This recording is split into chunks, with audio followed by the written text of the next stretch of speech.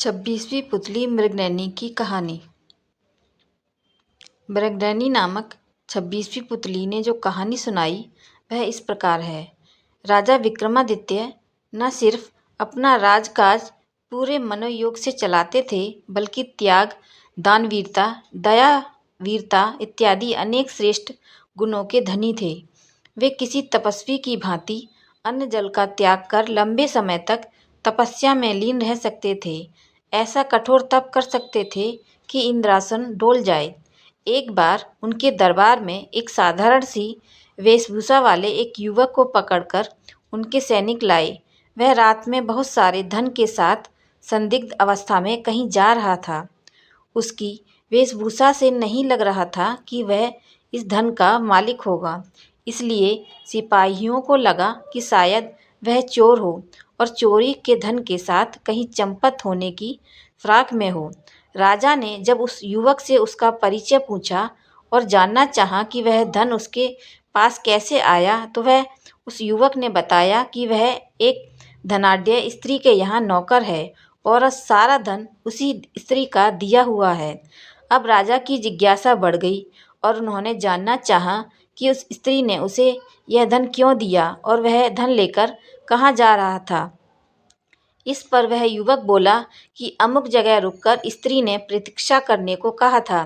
दरअसल उस स्त्री के उससे अनैतिक संबंध हैं और वह उससे उसकी पति की हत्या करके आकर मिलने वाली थी।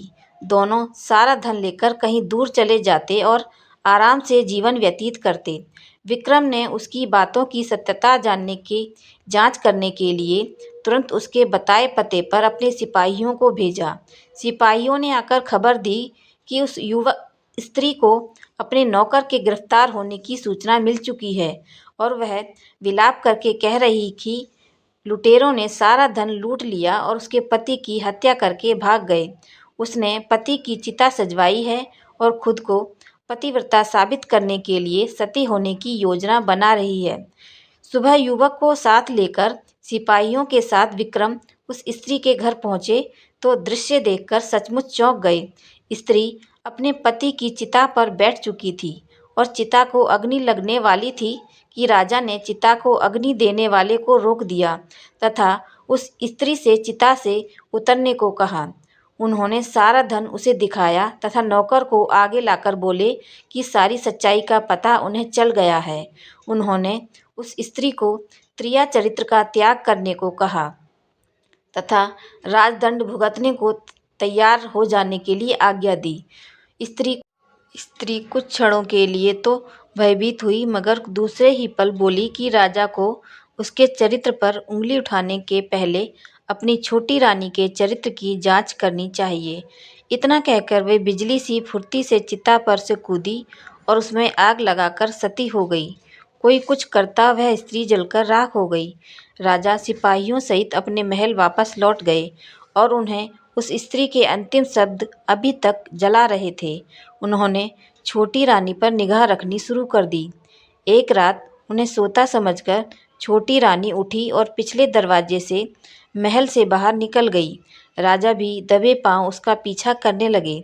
चलकर कुछ दूर पर धूनी रमाए एक साधु के पास गई। साधु ने उसे देखा तो उठ गया और उसे लेकर पास बनी एक कुटिया के अंदर दोनों चले गए। विक्रम ने कुटिया में जो देखा वह उनके लिए असहनीय था। रानी निर्वस्त्र होकर उस साधु पर आलिंगन करने लगी थी तथा दोनों पति पत्नी की तरह बेझिझक संभोगरत हो गए। राजा ने सोचा कि छोटी रानी को वो इतना प्यार करते हैं, फिर भी वह विश्वासघात कर रही है। उनका क्रोध सीमा पार कर गया और उन्होंने कुटिया में घुसकर उस साधु तथा छोटी रानी को मौत के घाट उतार दिया। जब वे महल लौटे तो उनकी मानसिक शांति जा चुकी थी। वे हमेशा बेचैन तथा खिन्न रहने लगे। सांसारिक सुखों से उनका मन उचाट हो गया तथा मन में वैराग्य की भावना ने जन्म ले लिया।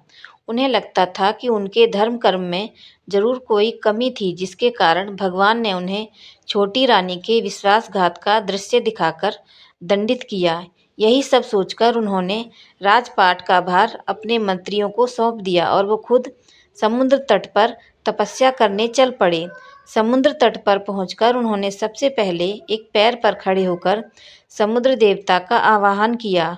उनकी साधना से प्रसन्न होकर जब समुद्र देवता ने उन्हें दर्शन दिए तो उन्होंने समुद्र देवता से एक छोटी सी मांग पूरी करने की विनती की। उन्होंने कहा कि उनके तट पर वे एक कुटिया बनाकर अखंड साधना करना चाहते हैं और अपनी साधना निर्विघ्न पूरा करने का उन्हें आशीर्वाद चाहते हैं। समुद्र देवता ने उन्हें अपना आशीर्वाद दिया तथा उन्हें एक शंख प्रदान किया। समुद्र देवता ने कहा कि जब भी कोई दैवीय विपत्ति आएगी, इस शंख की ध्वनि से दूर हो जाएगी। समुद्र देव से उपहार लेकर विक्रम ने उन्हें धन्यवाद दिया तथा प्रणाम कर समुद्र तट पर लौट आए। उन्होंने समुद्र तट पर एक कुटिया बनाई और साधना करने लगे। उन्होंने लंबे समय तक इतनी कठिन साधना की कि देवलोक में हड़कंप मच गया। सारे देवता बात करने लगे कि अगर विक्रम इसी तरह साधना में लीन रहे तो इंद्र के सिंहासन पर अधिकार कर लेंगे। इंद्र को अपना सिंहासन खतरे में दिखाई देने लगा। उन्होंने अपने सहयोगियों को साधना स्थल के पास इतनी अधिक वृष्टि करने का आदेश दिया कि पूरा स्थान जलमग्न हो जाए और विक्रम कुटिया सहित पानी में बह जाए। बस आदेश की देर थी, बहुत भयानक वृष्टि शुरू हो गई।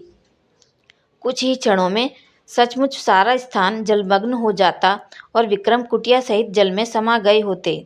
लेकिन समुद्र देव ने उन्हें आशीर्वाद जो दिया था, उस वर्षा का सारा पानी उन्होंने पी लिया तथा साधना स्थल पहले की भांति सूखा ही रहा।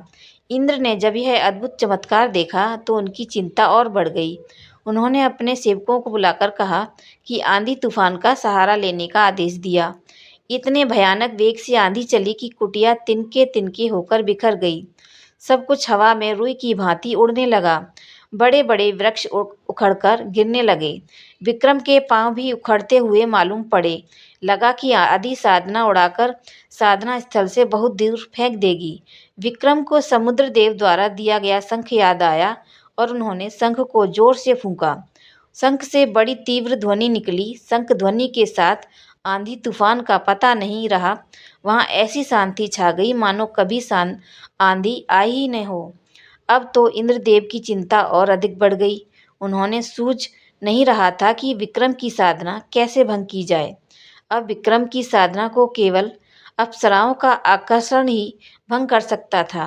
उन्होंने तिलोत्तमा नामक अप्सरा को बुलाया तथा उसे जाकर विक्रम की साधना भंग करने को कहा।